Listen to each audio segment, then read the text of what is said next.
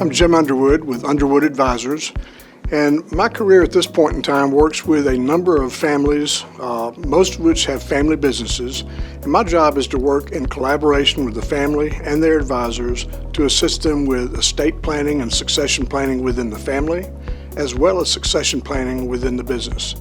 And I'm James Underwood, a financial planner with Buckingham Strategic Wealth in Atlanta.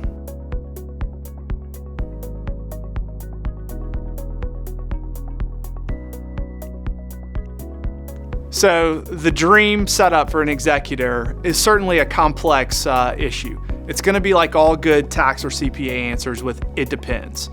But if we think about this, there are certainly things that can make the executor's job a little bit easier. Certainly having a plan in place and having a team around that. And there are certainly some tools that you can use, like having things that pass directly to the beneficiaries, or very clear things that don't have to be interpreted by the executor, are all things that can make it a little bit more of a dream as opposed to a nightmare.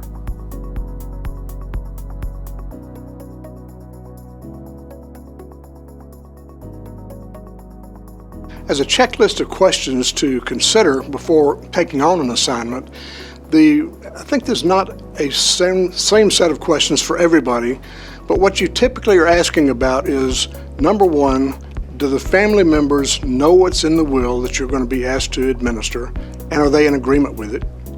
Number two, you want to have an understanding of the nature of the assets. What does the individual own?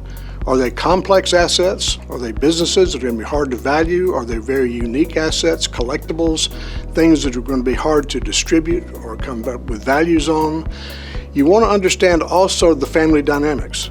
Does a family get along? Is there tension? Is there potential for conflict?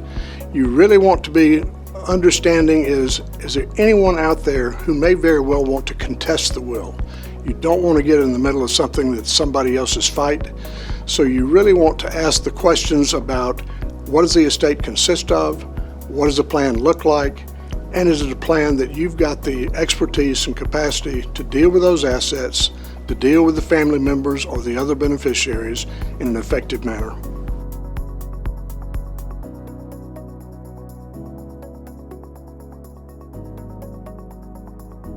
When you said yes to being an executor, the now what question, for most cases, nothing. Because you've asked the questions, you've decided you're going to be there, but until the person passes away, there's nothing to do. You have no authority, no responsibilities. But what you should do is from time to time, every 2 or 3, 4 years, just check in, make sure the family dynamics haven't changed, make sure the assets haven't changed, make sure it's still an appropriate situation for you to be involved in. You can always resign if someone passes away and you decide not to do the work, but it's far better to have decided that before and let them replace you with someone they want to do that with.